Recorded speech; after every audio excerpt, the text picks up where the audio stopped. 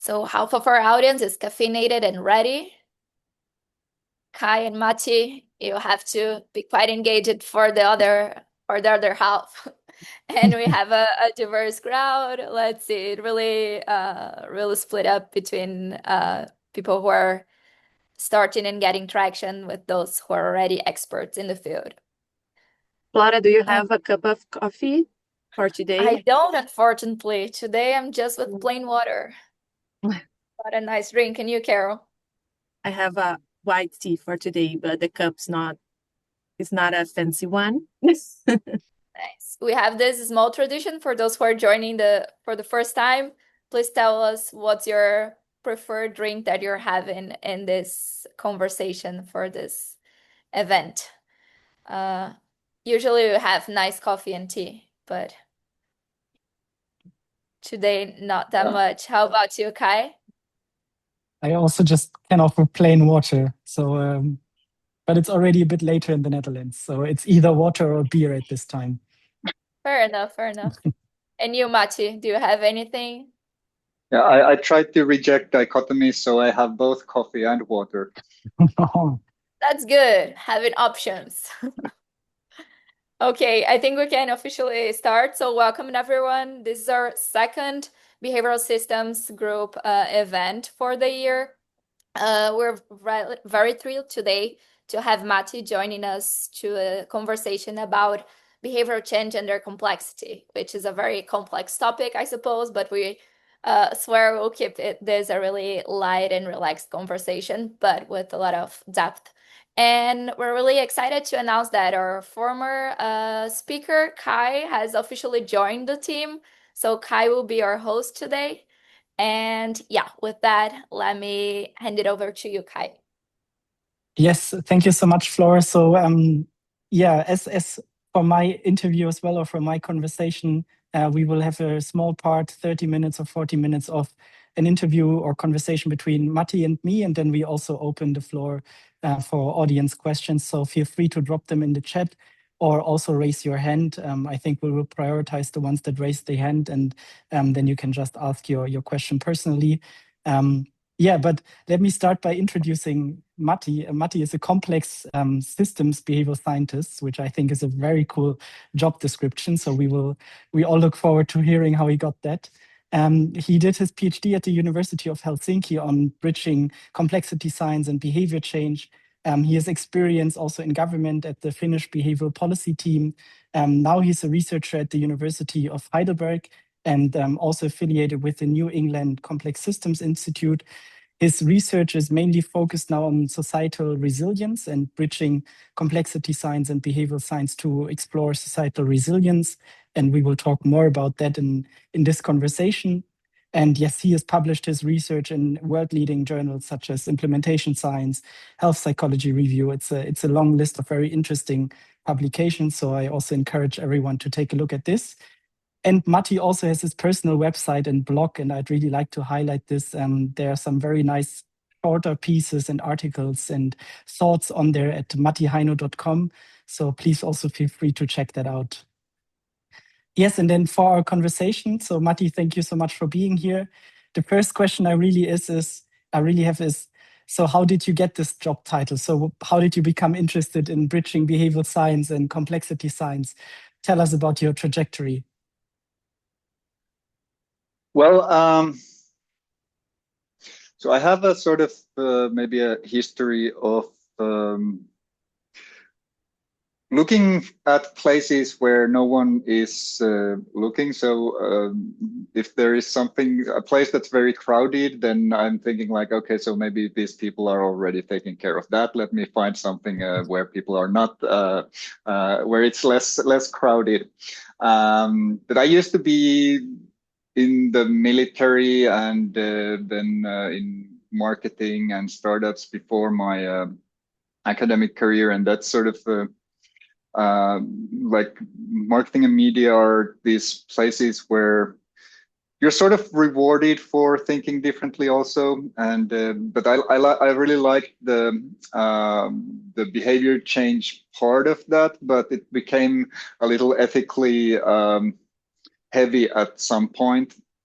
And so when I went back to the university, I found this group called Behavior Change and Well-being, where we really got along, and where I then subsequently started working. And so the story, and I used to read people like Yanir Bar-Yam and Nassim Nicholas Taleb, and who got me into the complex systems world. And I did some courses in the Santa Fe Complexity Explorer platform, which is a very nice MOOC platform. But the thing is that when I first started my PhD, I had this nice linear plan where you write an article every year, and then in the end you come up, finish in 4 years, and have this plan that's sorted nicely. And well, the thing is that my first article was supposed to be, so we did this, I was a research assistant in this large intervention that we implemented. And so my first article was supposed to be about the mechanisms of how that intervention worked. And I was supposed to do a like a structural equation model that would then tell me what are the mechanisms, if the mechanisms were those that we thought they would be. And then I started looking into the issue and figuring out, like, okay, so then, like, wait a minute, what exactly is a mechanism, and does this model really tell us about these mechanisms, and how do people actually change behavior? And I was in touch with a professor of statistics who, it was really annoying but very rewarding in the end, because most of his advice was, yes, well, you need to convince yourself that the model is right for the job. And I never was able to do that. And then I ended up writing a paper about the mechanisms in behavior change, and the things that I found I could not do, basically. Yeah, it was, so my plan for my PhD basically went out the window, and then COVID hit, and and I met a collaborator who then made possible the writing of some other papers, because he was doing his PhD in abrupt change so he was a physicist, but he was working in a biological department of biological engineering or something like this, and that sort of opened the doors for collaboration for things that I didn't think were possible during the beginning of the when I was drafting the PhD plan. And so I think that's in itself sort of one of these stories that sort of pit linearity and sort of emergence against each other in a funny way. It's good to hear that there's this combination of, opportunities that you pursue and practical limitations of established approaches that you saw. I think a lot of us can probably relate to that, and I certainly can relate to it. The next question that I have, and it's basically taking a step back. So I know that you've used this analogy of making a fruit salad and baking bread to illustrate the difference between systems. So could you maybe explain that also to the audience? So what is your view? What different systems exist? What is a system for you? Yeah, so this was an adaptation of a famous metaphor made by Paul Cilliers, who is a very well-known figure in in one strand of complex systems thinking. And he had the analogy that an aeroplane might be very complicated, but the mayonnaise is sort of complex because it has these ingredients that then something other than the parts then are emerged from when you put the ingredients together.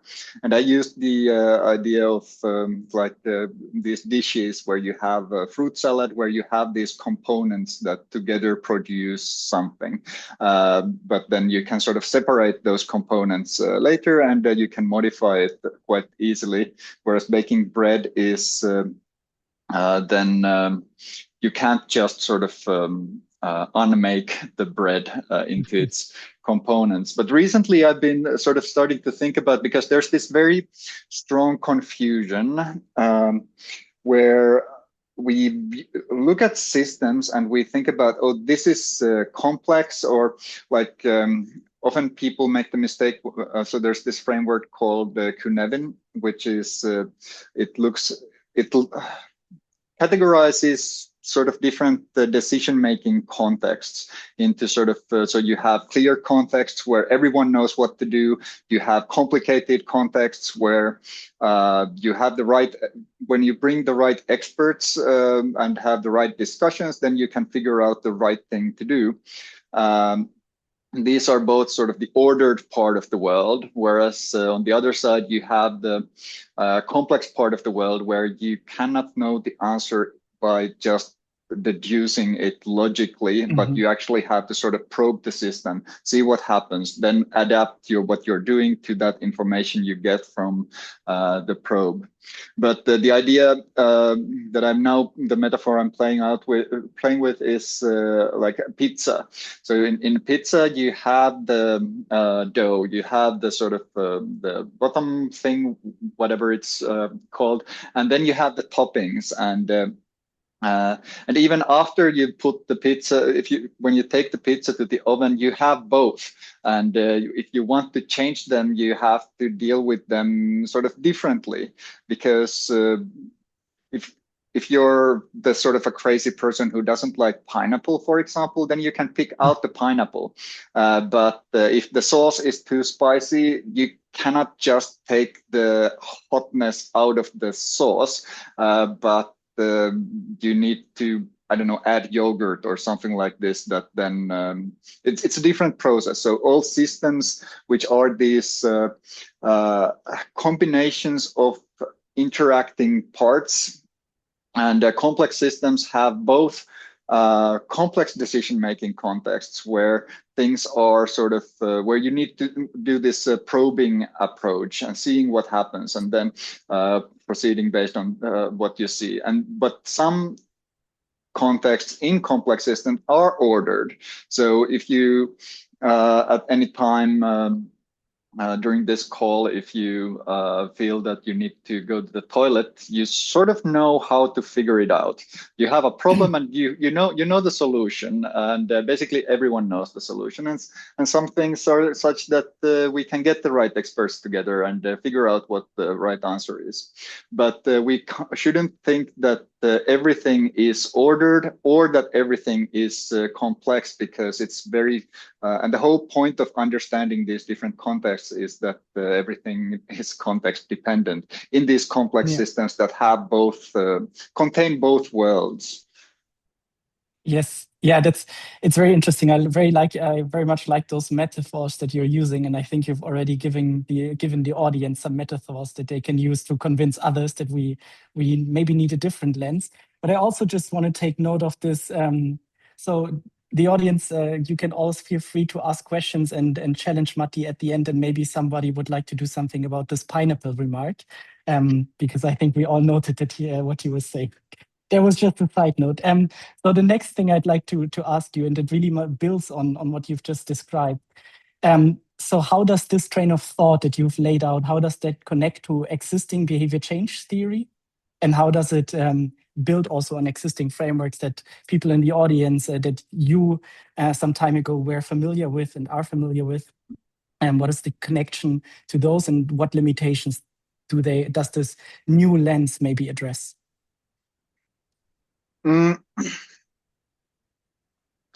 Well, the problem that becomes clear is that if your only view of causation or how things change is that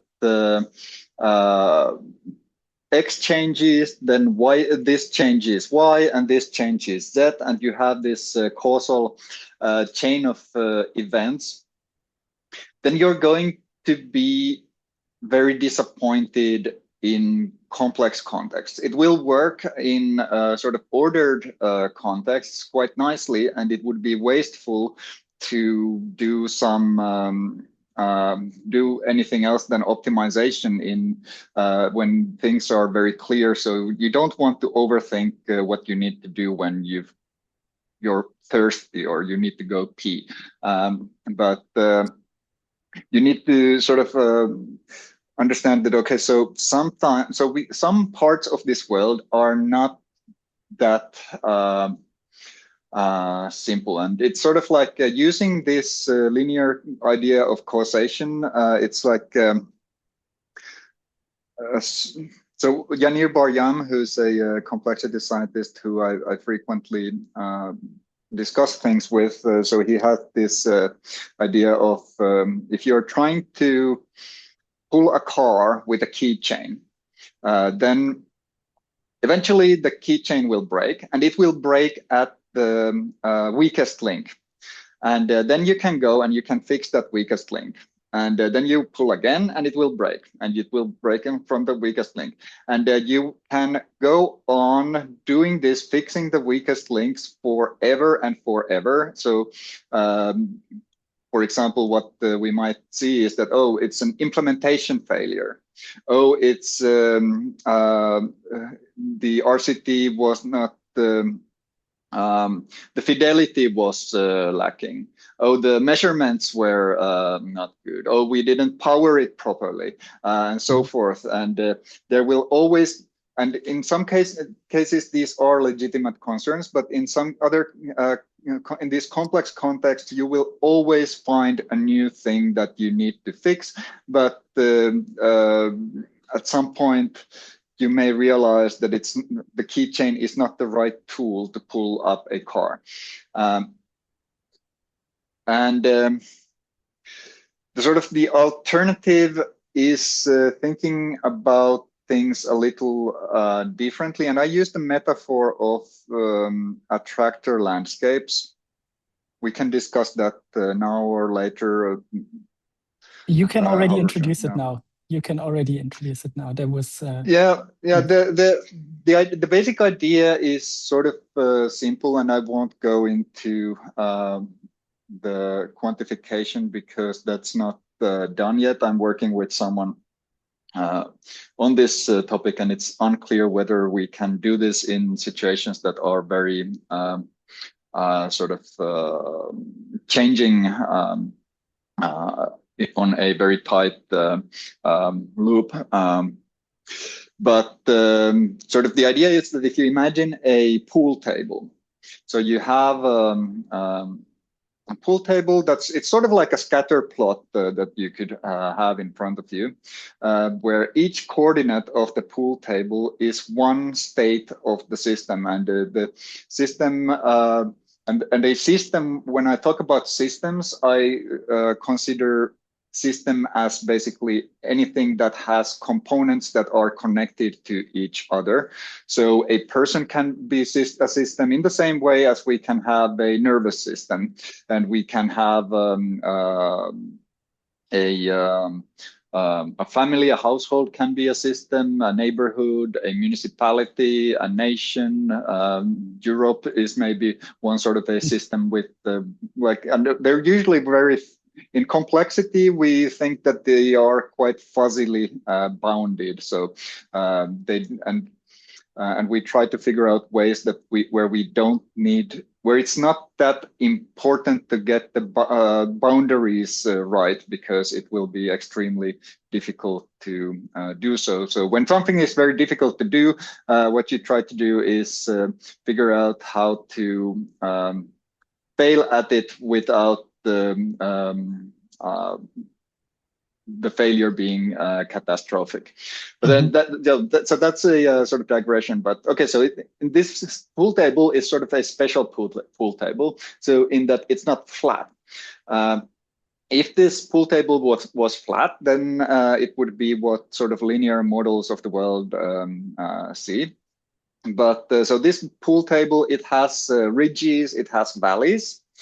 And so you can think of also like, okay, so there are some, in a normal pool table, you have pockets in the sides, but in this pool table, you don't have pockets on the sides, but you might have a pocket somewhere in the middle, or at one place, and so that pocket is where the ball cannot escape from. Okay, so this ball then represents the state of the system. And and this pool table is all the possible states, all the possible areas or states where the system can go. And some of them, if they're standing on top of a ridge, then it's very hard to sort of go there and stay there. But once you climb up a ridge, and then you go down, and then when you're sitting on top of that ridge, then any small impact can sort of put you down to the other side. And so we can think of, so these valleys are then called they're called attractors. And these attractors could be like, so for example, in a very classical representation, one attractor could be smoking, whereas the other attractor could be non-smoking.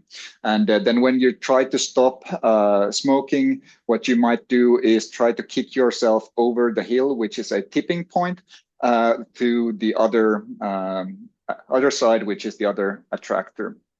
And in this sense, the sort of causality that then takes place, what you're trying to do is, so if we think about these influences on behavior that used to be called determinants, and we're not now trying to go away from that sort of language for many reasons, but so we have like self-efficacy, we have access to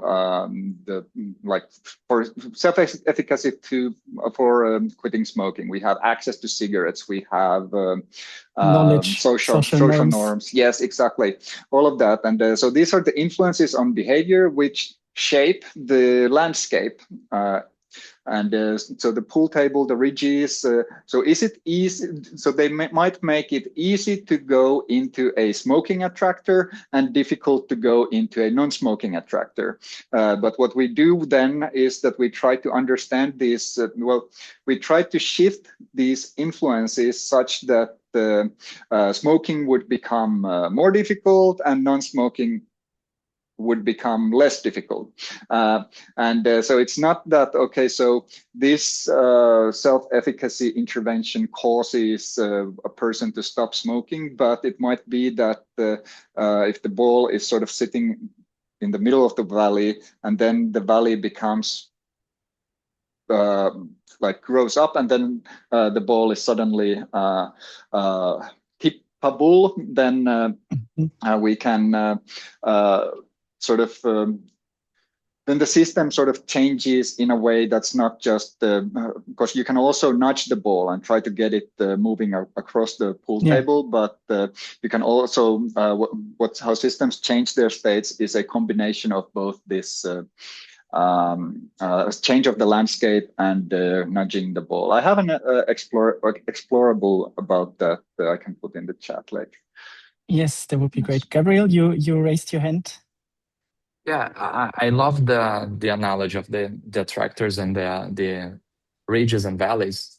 And I was thinking, would you consider norms and regulations or tax incentives as sort of ways to bypass this movement of going up and down, I pass a regulation and I have to go straight from I smoke to now I can't smoke anymore.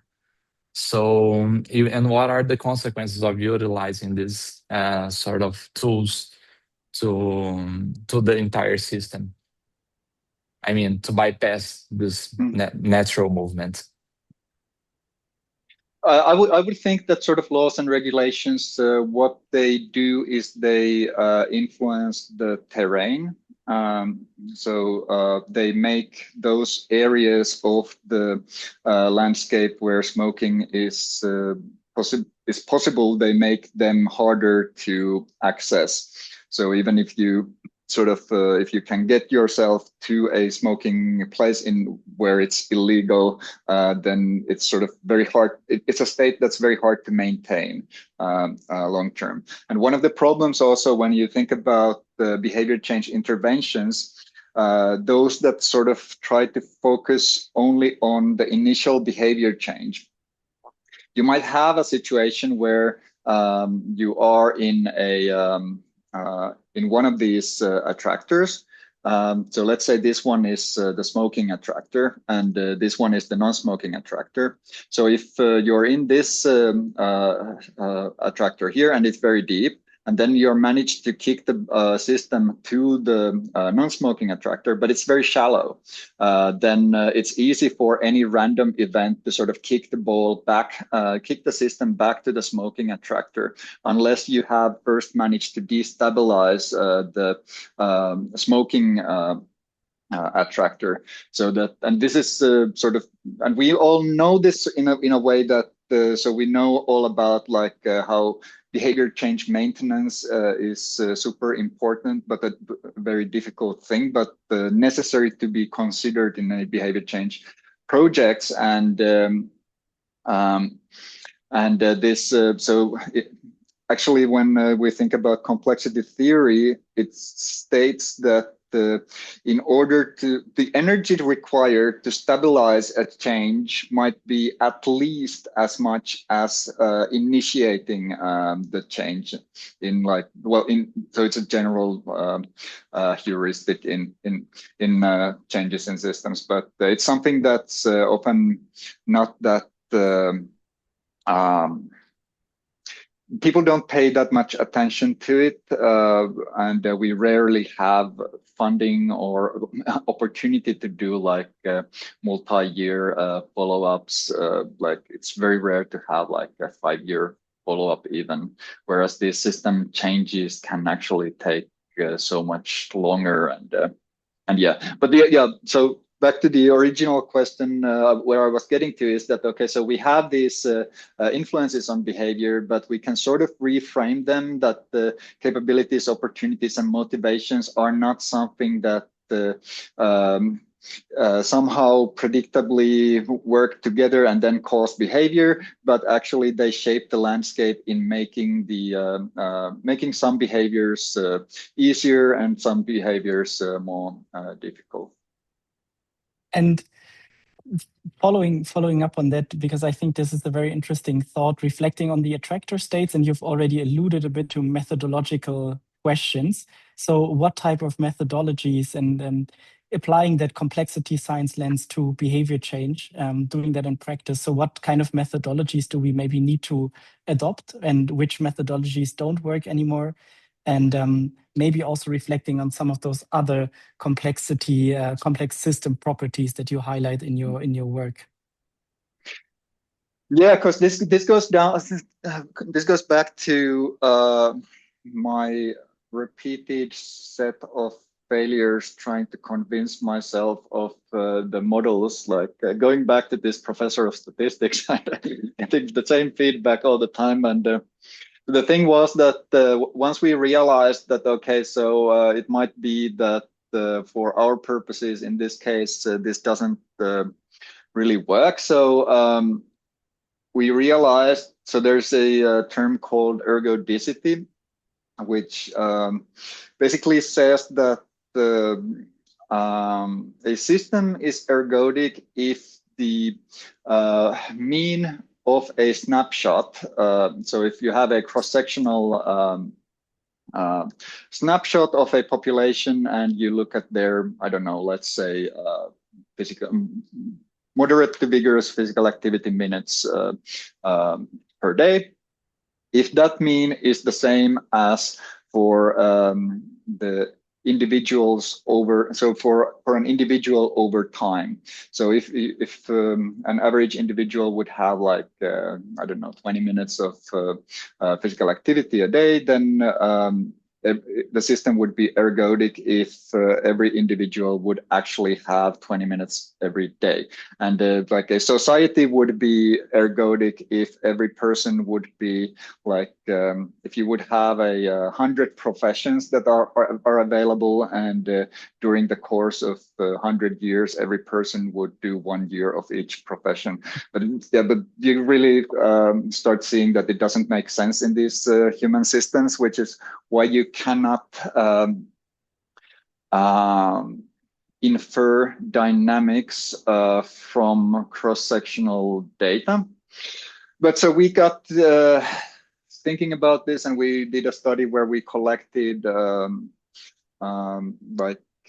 something between 50 to 300 time points from ecological momentary assessment, and I also, because I have a rule that I eat my own cooking, so I did the same procedure and collected more than 4,000 data points to be sure that I do more than we ask our participants to do. But yeah, and then I started looking at the time series because you can then do time series analysis. And these time series analysis methods, they usually you have a paper that publishes a time series and it says that, okay, so for these individuals, the correlation, or you can even calculate it for a single person. Okay, so correlation between self-efficacy and physical activity. So one goes up, the other goes up. Sort of idea behind it was, I don't know, 0.3 or something. But when I started looking at this time series and exploring, sort of like I would expect that if they are quite ordered, then these would be these linear stable correlations between different things. And you would have sort of a trend that goes up. And that's what the sort of basic linear model assumes. But it was nothing like that. There was, so I ran like 10 or 16 different tests, and the time series were really not like this. They were like, they had, so the basic idea is that the time series, you would have a mean and some error that causes the measurements to fluctuate around that mean. But what actually happened was that there was a trend that was non-stationary, because then you had another trend, and then another trend, and then another trend, and there wasn't periodicity, but you could actually see structure in the time series data and the sort of the autocorrelation functions and so forth that did not conform to the expectations of the normal models. And then I switched into this because I was very interested in this. So I took one of the early psychological networks winter schools that the Amsterdam people have been promoting, and so there was one of the models had like a time varying parameters, and then when I look at that data, I see that, okay, so how these variables that I'm tracking, how they're connected. So in period 1, they're connected one way. In period 2, they're connected completely differently. And in period 3, they're not connected at all. And it's like, God damn, it's like, no, there is no single value for the correlation. It changes across the time. And this is exactly what would be predicted by complexity theory, that the relationships between these variables are not extractable because they are not a single value and they are not stable over time. And this is a funny thing about causality. One more thing, that you can actually have a causal relationship. So you have it's very easy to show that you can have a sort of two time series that are causally connected because they're mathematical functions. So they are they cause each other, but they can be sort of uncorrelated at one time period, positively correlated in another, and negatively correlated in a third. So this sort of really changes how you think about so now when I look at a paper that says the correlation between X and Y was Z, I'm like, oh, okay. What about tomorrow? Is it also the same? So what you're saying, we need longitudinal data, and I think that's also a learning from your articles. We need to look into behavior change also throughout time and study, study this temporal dimension as well. Before opening the floor for the question, so I would just briefly like to summarize what we've already learned. So we've already learned about attractor states, ergodicity, and we've now learned, well, we need maybe a different type of data, which is longitudinal data, to actually study the impact of our interventions. But now I would like to and this is my final question, to hear your thoughts on what does that mean for behavior change intervention. So not only studying their impacts, but are there also things that you see that we need to change about the interventions that we developed? So thinking of the discussion about boosts versus nudge, or is there a different discussion that we need in this space of practical interventions to facilitate behavior change? Yeah, I think that's the nice thing about behavior change, that we are not limited to watching something unfold. Because it gets even worse, because if you have a network that then changes its wiring over time, then and if these networks are sort of idiographic, so that they're different for each person, different across time, caused by history, dependent on the path that took you there, because there are all okay. So I must give the caveat that there are things that are sort of stable, and but the trick is finding those things, and it's often that you in complex contexts you work differently from ordered ones. So everyone can do the sort of linear traditional thing as long as it's in the ordered domain, because in the complex domain it breaks down. It doesn't always break down.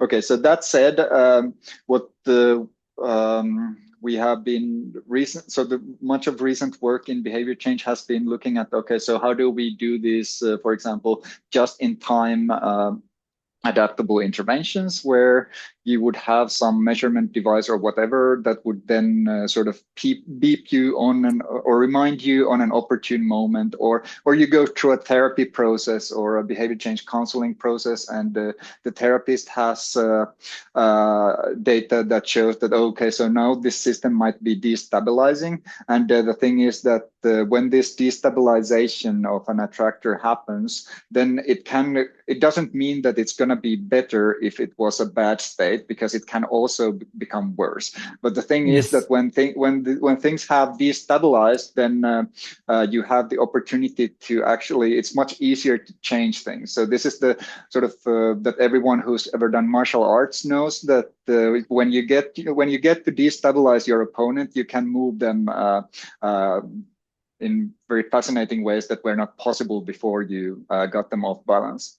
But yeah, so finding these moments of destabilization is one opportunity, but in many cases, it's also that you do not have, as an intervention designer, enough information to design the intervention or to develop the intervention for anyone else, in the way that you wouldn't break something that is important in their context, but you didn't have information about. So, and this is why we really need to treat people as experts of their own environment.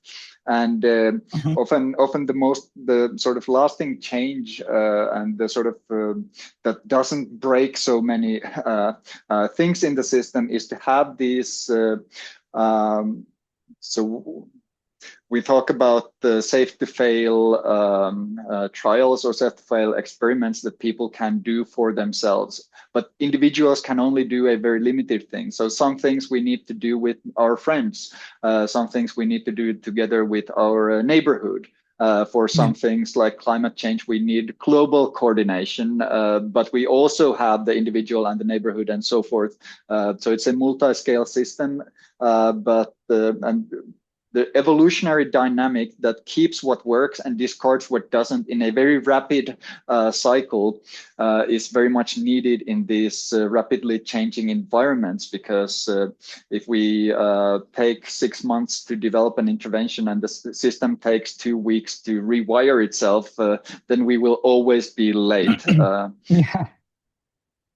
Yeah, And absolutely. the only part of the system who knows how to adapt is the unit itself. So the smallest unit that can carry out an intervention should be. So it's like the subsidiary principle of the European Union, where the smallest group that can actually make a decision should do that decision in their local context.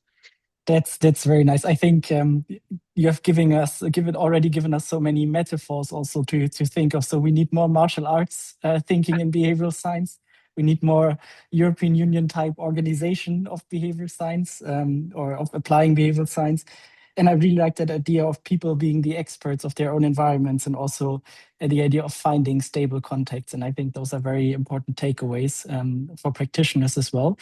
But yeah, with this, I would like to open the round for questions. I already saw there were some questions in the chat, but please feel free to raise your hand and ask a question directly.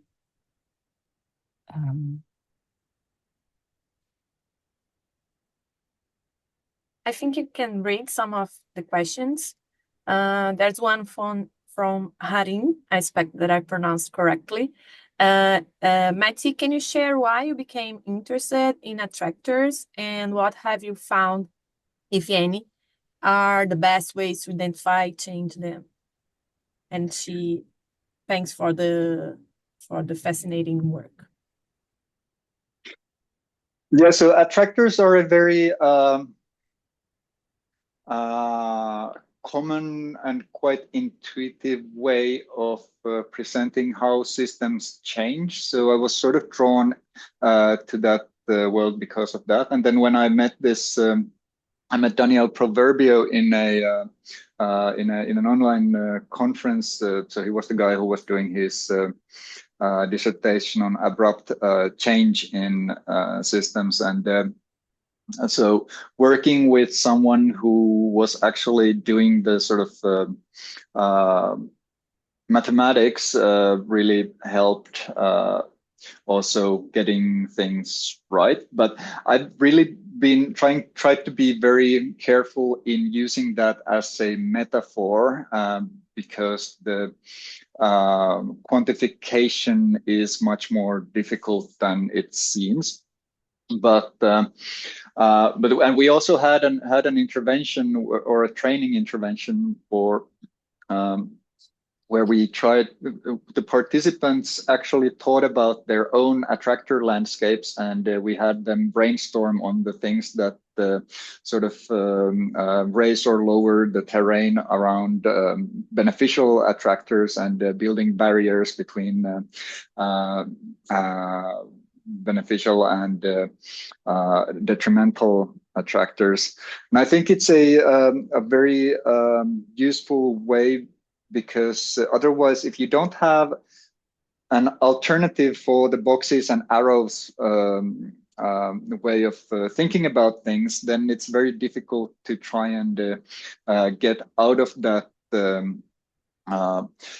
state, and the sort of thinking about the landscape also opens the path to think about what Dave Snowden calls the vector theory of change, which is that in complex systems where you need this evolution and so in ordered contexts, you can take this, okay, so here's our goal, and here are the stepping stones to that goal, and we take the first step, then we take the next step. So we write the first article in year 1, the second article in year 2, and so forth, and then we reach our PhD. Whereas in this complex context, what happens is like what happened to me. So I take the first step and I realize that, oh, this does not make sense anymore. And then I look at, okay, so what are the opportunities around me right now? And I say, oh, I can actually go here. And then I go here, and then I go here. And well, 9 years later, I have a dissertation here. But yeah, it is what it is. Yeah, that's Noelle wrote in the chat, attracted by attractors. And Armin is asking you about your thoughts on finding the balance between nudging behavior change versus people being empowered to make their own change. Carmen says, done with rather than done to. Yeah, so I was just so I had written this out in a paper that's coming up about behavioral insights experts understandings of these ordered and complex aspects of the world, but a reviewer didn't like it, so it's going to be in another paper. But sort of, I view the so this doing with other people. So you can also think of this as the sort of idea of the boost, where you improve the capacity or of the unit, a person or a community or whatever, in order to have them sort of nudge themselves, and nudge in scare quotes. And you have some areas where nudges work nicely if you're being, as long as you're being careful about it. When I was in the Prime Minister's office, one thing we did was a nudge for people who became voting age, and to increase voting, just reminding them about the upcoming elections. And it was quite interesting because we got a small but important change in relation to the cost that the intervention did. But because there were some smart people doing this, I wasn't part of that group, but these people, they also looked at, okay, so what is the influence on people who did not receive the text message reminder to go voting, but were in the same household. And when they took into account the change in people's behavior who were in the same household but did not receive a text message, the effect doubled. So you would have only seen half of the effect if you would have only looked at those people who received the intervention explicitly, but it spilled out, even though it was quite a sort of a simple and ordered intervention. But of course we do not know whether, and they are now doing follow-up studies to learn, because we don't know if people sort of go vote once and then go like, I will never ever vote again because of some weird thing. But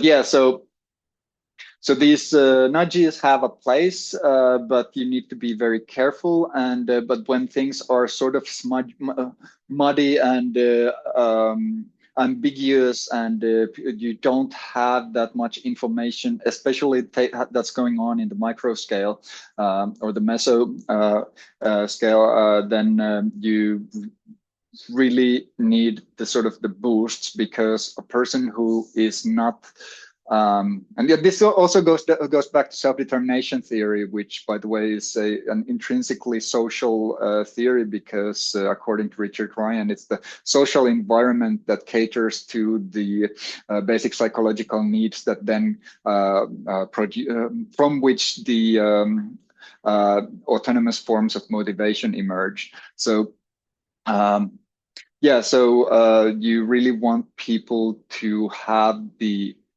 there's something called the law of requisite variety. Well, let's not go into there right now, but just so that it's in the back of your head, that states that every system must have many responses as its environment has to throw at the system. So so I used to do Thai boxing, for example, when I was competing in that, and so I need to when I'm in the ring, I need to have at least as many responses as the as my opponent has attacks to throw at me. And if I don't have many responses, then I will fail at that thing. And the same goes for communities like neighborhoods and cities and municipalities and nations and all the way. So if your nation doesn't have enough responses for the nation's environment, then the nation will start failing. And in this sense, sort of the boosts are what keep people in the sort of on the individual or the small community level that give them the response capacity to deal with the things that their environment is throwing at them. Yeah, great insights. I think we are very interested on this topic after the discussion between A frame and S frame. So that's why so many questions about this here in the chat. I think we have time for a last one. This last one question, Atefe is asking for books, resources that every behavior science should read from your perspective. Matti's paper and his blog, just to throw that in here. Well, I think, yeah, I think one of the most important things is to read outside your own discipline, and read things that other people are not reading, because that also gives you the sort of, yeah, because I don't know if you're like me, but if everyone in a system is the same, there is really quite little to gain from putting these people together. But when people are sort of heterogeneous, and we speak about this coherent heterogeneity, so when we have people with different backgrounds, different understandings of the world, and we put them together in a way that enables, so I've been becoming very interested in these facilitation methods, and there's a whole discipline around using narratives for people to do these sense-making processes where they can then complement each other's strengths and vulnerabilities, and then be in that way as a group more ready to take on the world. But yeah. So I just so there was so I've been reading or rereading or re-listening Nassim Taleb's Inserto collection for the last more than a decade, and because I'm kind of thick, it took me more than one reread in order before I realized that it's actually not utterly bullshit, and what people were criticizing about his writing were actually not in his writing. And it's funny because we see, there's this saying that goes that we see the world as we are, not as the world is. And it really, and the thing is that those books are different every time I read or listen to them. Because my environment is different. And then there's this wonderful book by Rory Sutherland called Alchemy. So he's a practitioner, and he writes in a very funny way. So it's a light read, but it's full of these small gems. And I'm talking about books that I tend to reread because a book not worth rereading is not worth reading. And then, yeah, outside that, let me see.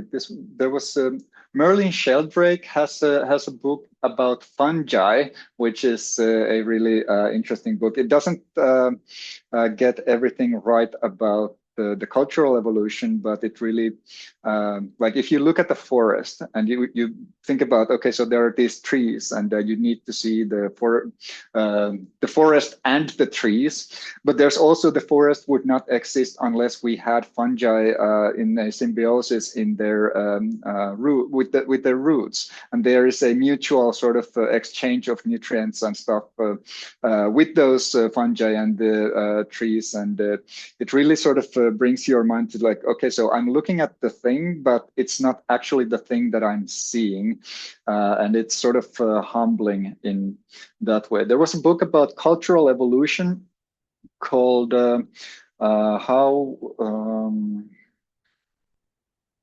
what was it called? The Secret of Our Success by Joseph Henrich. I really enjoyed that also. So it's a from the cultural evolution perspective, and I think many things in human behavior only make sense in terms of evolution, but many views about evolution only take into account this very biological view of evolution. Andy Clark's Experience Machine is a very interesting thing to read if you're into cognitive science, because yeah, it's also very fascinating how our brain does surprisingly little, and our minds are not in our heads and not even in our bodies, and it kind of yeah, I like those things that really throw you off from the sort of default mode of thinking. Yeah, but if your collaborators or people in your group have already read these things, go and find something else. Find something that they would never ever read, and then you can have a funny conversation where you're the expert on something that they have never ever heard about. We'll I need love to gather a reading list. Yeah, I love the suggestions and the mindset behind it. And since we are talking about resources, if you want to dive deeper into behavior systems, we also have a document with resources on behavior systems, of course. So you can send the link in the chat. And a huge thank you to Matti for such a rich and thought-provoking conversation. That's a wrap, guys. It was a great event. And if you want to stay tuned, you can follow us on LinkedIn and subscribe